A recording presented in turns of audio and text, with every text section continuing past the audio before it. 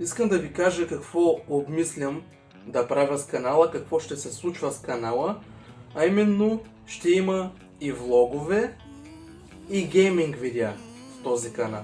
Хем влогове, хем гейминг, като цяло ще има голямо разнообразие канала, вече няма да бъде само гейминг. И преди да сте ме попитали, ама ти няма ли си правиш отделен канал за влогове? Ще бъде голяма бъркотия, ако снимаш и влогове и гейминг видеа. Не, искам да качвам и влогове и гейминг, като цяло искам да качвам всичко, което ми харесва в един канал. Не искам да си правя отделен канал.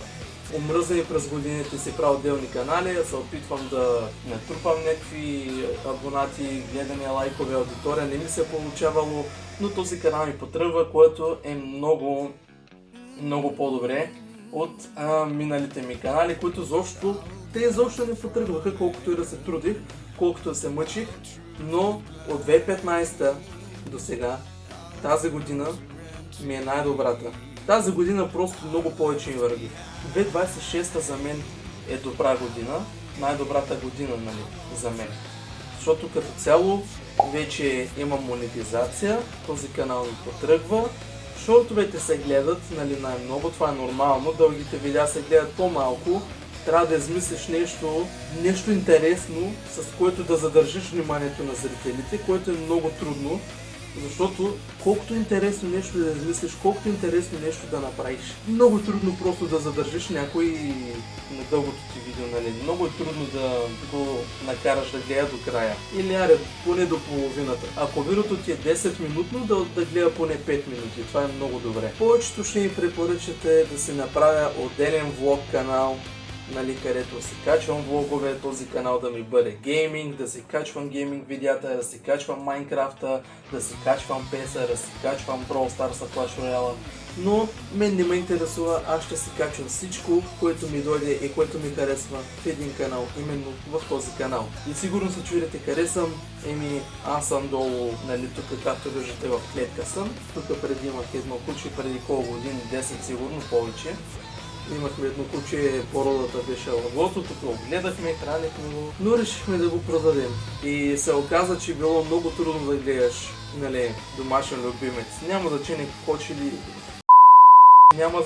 куче ли ще бъде, котка ли ще бъде, хамстер ли ще бъде, кон ли ще бъде, тока цяло трудно да отгледаш някое животно.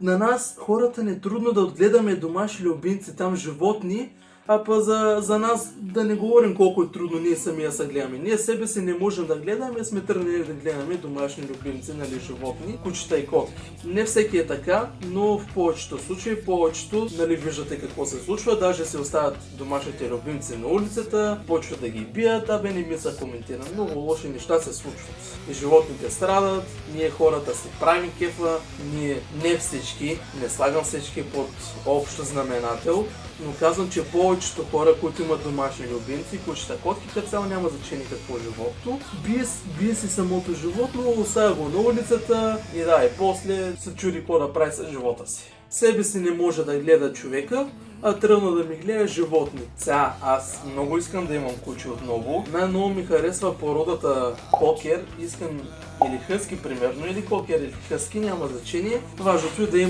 да имам тук животно, куче или котка, което да гледам просто. Аз съм по принцип повече по кучетата. И като цяло това е друго, няма какво да добавя, поне не се сещам какво да добавя. Главната причина защо направих това видео е, защото искам да направя нещо като channel update, такова информация да дам някаква какво ще се случва, а именно, че ще качвам и влогове, и гейминг съдържание. Канала си ще качвам просто това, което ми харесва, а нещо напоследък много почнаха да ми харесват влоговете и мисля да ги продължавам.